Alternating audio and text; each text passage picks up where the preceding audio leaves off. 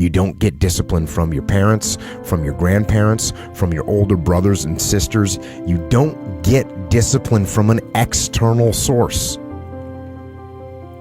You have to get it from you. That's what self-discipline is. You get it from yourself. You get it from you. There's people from every possible background, from no parents to crazy parents to, drug addicted parents to super squared away parents, and everywhere in between on that spectrum that are completely disciplined people. More disciplined than anyone I know. It doesn't come from your parents. You don't inherit it. And there's another piece here. It's called ownership, right? It's called ownership. And if you want to blame other people for the problem, and I say this all the time, if you don't take ownership of the problem's not going to get solved. So if you blame your parents for not having raised you in a disciplined environment, you're not going to solve that problem. You're looking at your parents saying, if you would have done a better job being more disciplined for me, I would be more disciplined now. So that means you can't do anything. The fact of the matter is it's wrong. You actually can do something. And it doesn't matter how your parents raised you and brought you up. You can have the discipline you need to decide to do it. As long as you're blaming other people. I mean, if you blame me for not discussing it, you blame me for having zero idea what that experience is like, you blame your parents for not raising you this way, as long as you're blaming other people, as long as you're counting on other people to give you discipline, as long as you do that, you will not have it. There's families that have kids that the parents are very disciplined and the kids are wild and out of control, sometimes that problematically so, right? Kids that come from really good families, but they get addicted to drugs, lack of discipline.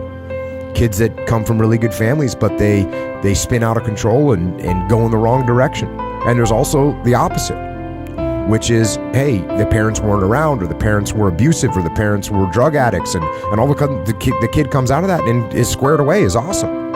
It doesn't matter where your background is, it's what you decide to do. It's not even from the military. Like, the military requires discipline, obviously. But there's plenty of people in the military that don't have it, right? And many people lose their discipline when they leave the military because it's not being imposed on them anymore. So, I mean, just go look around.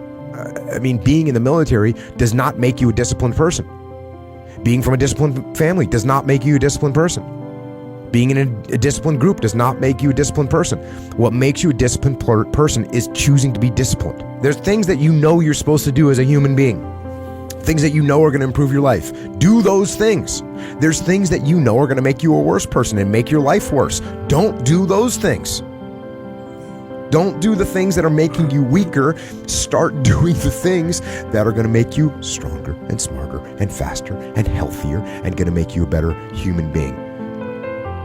You want to be more disciplined? Get after it. That's it, man. Get up early. Do some kind of workout. Eat good foods. Clean your room. Make a list of things that you're supposed to do in your life, and then wake up in the morning and do those things that you put on the list. That's what discipline is.